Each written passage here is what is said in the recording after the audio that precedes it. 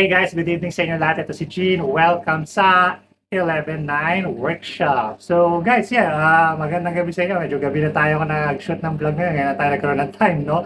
But anyway, before we go on, gusto ko lang magpasalamat sa inyo. Sa lahat ng walang sawang sumusuporta sa 11-9 Workshops. Lahat ng like, nagko-comment, subscribe. At syempre, sa mga nagtatanong, no? Nag-share ng ating vlog, no guys? At kung di pa subscriber sa 11-9 Workshop, subscribe naman kayo. Yan. So guys, let's go on. Wala na pa topic to pick. Let's go back to basics. Okay, basic naman yung pag-usapan natin. Kasi every time nag-usap tayo about power tools, no? Yung mga, yung mga dekuryenteng tools na madalas natin i-review sa 11 workshop. Pero balik tayo sa mga basic, no? Sa hand tools. Kasi napaka-importante pa rin ng mga hand tools. Kahit na all power tools na tayo, almost all power tools na ginagamit natin sa shop, maganda pa rin na meron tayong mga hand tools. And choosing the best or the right hand tools, kahit hindi pinakamahal na hand tools, is good. Okay? Kasi yan yung mga tools na gagamitin mo agad. You can see in my tool wall here, puro hand tools pa rin to guys. Kasi ito pa rin yung mga madalas kong gamitin pa rin, no? Pag kailangan mo. At isa sa mga basic na hand tools ay tinatawag natin na hammer or martilyo. No, guys? So martilyo, napaka-basic yan. In fact, kung magkakarpintero ka, woodworking ka, malamang ang una mong bibilhin ay martilyo, di ba? Kasi yun ang ginagamit na pang pako, no? Pang drive ng pako, no guys? So I guess everyone ay meron ganito. This is what we call the claw hammer. So claw hammer ang tawag sa kanya kasi makita nyo yung kanyang pambunot ay parang claw. So naka-pronounce ng todo yung kanyang pambunot. That means na this is very useful sa pagbunot ng pako, no guys? Kasi maganda yung incline niya. So when you put your nails here, tapos tignan nyo ng ganyan, maganda yung pagkatanggal ng pako. Dinesign siya sa ganyan. Pero sa mga contractors, madalas naman ay ginagamit ito. This is what we call the rip claw hammer, no guys? Which you can see na medyo straight.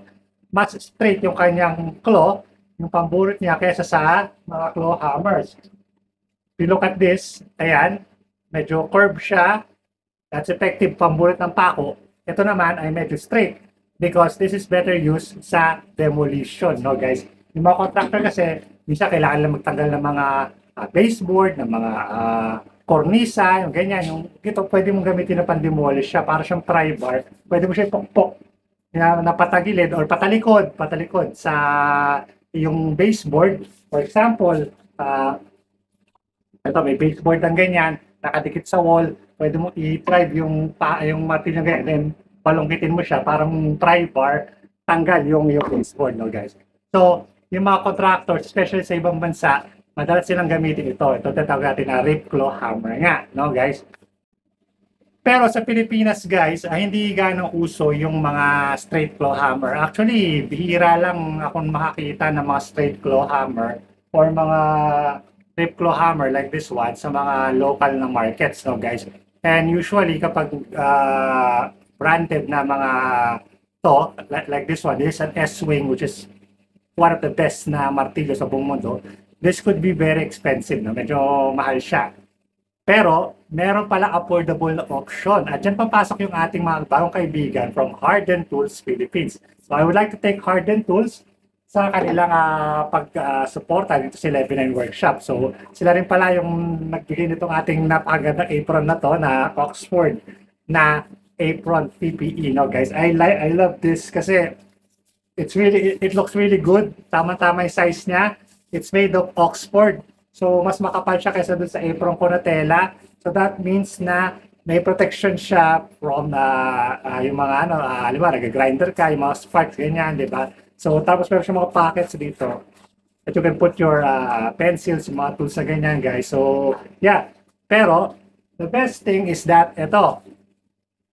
This is the Harden 16 ounces na straight claw forge hammer. So, it's forged, one-piece hammer siya. So, guys, so usually yung mga martilyo, di ba? Halimbawa, yung mga yung mga common na claw hammer dito sa Pilipinas, it's 2 pieces, no? Yung ulo niya, ito yung head, tapos yung kanyang handle na nakahiwalay. no guys. Meron namang iba one piece like this one. Ito, one piece to. It is also forged. At ito rin, one piece hammer, no guys. Pero kung makikita nyo, this hardened na hammer, yung kanyang design is kakaiba, no guys. It reminds me actually yung mga, ganito yung design nung sa Amerika, yung mga stiletto na hammers, which are very, very expensive na hammers, no guys. So, balita ko, yung isang stiletto hammer would cost around sa $300 yata. So, mahal talaga yun kasi yung ano siya, titanium siya. So, lifetime mo na siyang gagamitin. Kung contractor ka sa ibang bansa, maganda na meron kang ganun kasi hindi ka na papalit-palit ng hammer. But this one, this is forged steel lang to, hindi siya titanium. It's just steel, pero forged pa rin siya in one piece. At meron siyang rubber grip dito sa baba. So, it's very comfortable sa kamay. And you can see na, yung kanyang design, is very unique. No? Kakaiba yung kanyang design na malayo doon sa mga normal na hammer. Meron din siyang straight claw, so it could be used more for demolition, no? Parang rip claw hammer din, no guys. Pero if you look at this, tingnan yung kanyang face, no? Meron, tingnan nyo, tinubuti. Yan, no? May mga ridges, no? Ito tawag natin yan na waffle face yung kanyang harapan dito. Bakit ganyan? Kasi para hindi siya dumulas kapag ginagamit nyo siya na pampukpok ng pako, no guys? And meron din siyang dito sa taas, makikita nyo dyan, meron siyang nail holder at meron magnet. So you can put your nails here at pwede nyo i-drive sa inyong kahoy na hands-free. So you can put that, tapos kahit hindi mo nahawakan yung pako, no guys? So yeah, at effective yan kapag alam mo, kailangan mo ng third hand, may mataas, kailangan mong supportan sa mong kamay, pwede mo ilagay yung pako dito and then i-drive mo na siya sa iyong ginagawa, no guys? So, first impression ko sa kanya, it's very nice, very well balanced, masarap sa kamay actually. Yeah, it doesn't feel like na cheap, no? It's not cheap. Yung price niya is very affordable. I think it's only around 400 pesos lang to. But yung kanyang yung kanyang feel is not cheap, no guys. Pero syempre, meron siyang mga imperfections. You can see na yung kanyang dito yung quality ng kanyang finishing is hindi ganun kaganda. May mga rough parts siya, but that's just aesthetic, guys. Ang importante is of course yung performance, no guys. So tara, testingin natin to kung maganda yung kanyang performance. Let's go. So let's test it, guys, yung ating hardened na hammer. So let's drive a few nails lang. Dedos lang yung pako ko dito sa shop. Alam niya, hindi ako gamit ng pako, di ba? We're all screws here. So konti lang yung mga pako ko. So let's try it lang. Yung normal natin na way na pag-hammer. Just hold the nail like that and then yun. So yeah, you can see hindi siya dumudulas dahil doon sa kanyang waffle face, no? And you can simply drive that hanggang sa halos bumungo na siya and then use a punch, okay? Yan, so just use your punch or your nail set para ibaon ng todo yung inyong mga pako. Huwag na huwag kayong pagpapako ng dire-diretso, no? Kasi kung halimbawa ganyan, yan, mangyayari, babakat yung waffle face, yung waffle na to doon sa inyong ginagawa. So, it's better na kapag konti na lang siya, i-punch nyo na, no guys?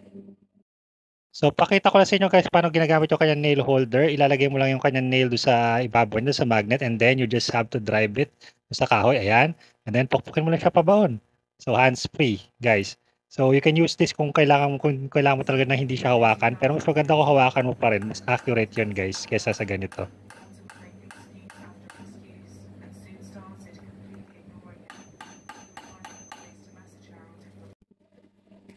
And now, let's see naman kung gaano siya kaganda ang pambunot, no guys. So since straight claw siya na claw hammer, I said na hindi siya ganun ka-effective pambunot ng pako.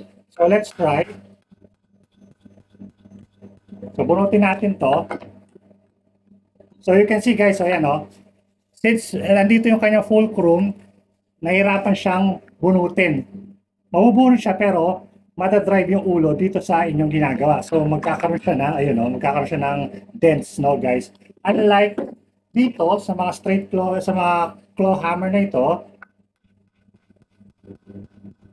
mas madaling magbunot. Just like that. Pero may technique din dyan guys. So for example ito,